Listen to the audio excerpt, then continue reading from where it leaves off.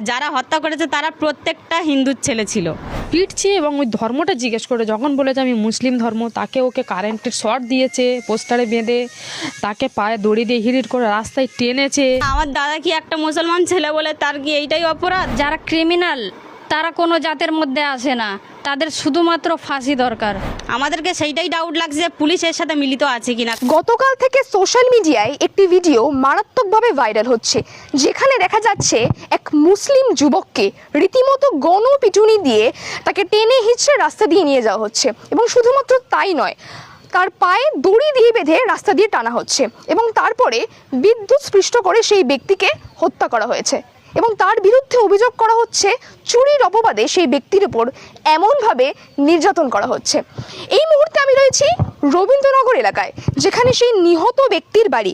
একেবারে আমরা সরাসরি কথা বলে নেওয়ার চেষ্টা করব সেই পরিবারের সদস্যদের সঙ্গে। গতকাল থেকে একটি সিসিটিভি ফুটেজ ভাইরাল হয়েছে এবং সেই ভাইরাল হওয়া সিসিটিভি ফুটেজে আমরা দেখতে পাচ্ছি এক মুসলিম যুবককে রীতিমতো টেনে হিঁচড়ে মারধর করা হচ্ছে এবং তার ফলে তার মৃত্যু হয়েছে। এই মুহূর্তে আমি রয়েছি সেই নিহত যুবকের বাড়িতে, আমার সঙ্গে রয়েছেন তার বোন। সরাসরি কথা বলে নেব তার সঙ্গে। যে সিসিটিভি ফুটেজে উঠে আসছে যে আপনার ভাইকে মারধর করা হচ্ছে, কি বলবে এই বিষয় নিয়ে? আমার দাদা একটা নির্দোষ ছেলে, তার কোনো দোষ ছিল না। সে একটা ড্রাইভার ছিল, সাধারণ ড্রাইভার। তাকে অন্যান্য জায়গা থেকে মালের অর্ডার আসতো, সে মাল সাপ্লাই করতে যেত। কী কারণে গিয়েছিল এটা ঠিক বিষয়টা বলতে পারবো না। আমরা চেষ্টাও করেছি কন্ট্যাক্ট করার, সন্ধ্যে থেকে তার ফোন সুইচ অফ ছিল। রাত 12টা পর্যন্ত, রাত 1টা থেকে 1:30 নাগাদ তার একটা আননোন নাম্বারে একটা কল আসে আমার ভাবির কাছে। সেই আননোন নাম্বারে যে লোকটা কথা বলছিল তিনি এই বলে কথা বললো যে আমি একটা অফিসার বলছি, কিন্তু আমরা পরে জানতে পারলাম যে সে একটা নর্মালি লোক ছিল। আমাদেরকে মানে খুব উল্টোপাল্টা কথা বলছিল। অথচ আমরা লোকেশান আমরা জিজ্ঞাসা করলাম, অ্যাড্রেস জিজ্ঞাসা করলাম, আমাদেরকে কিছুই জানালো না, কিছুই বললো না।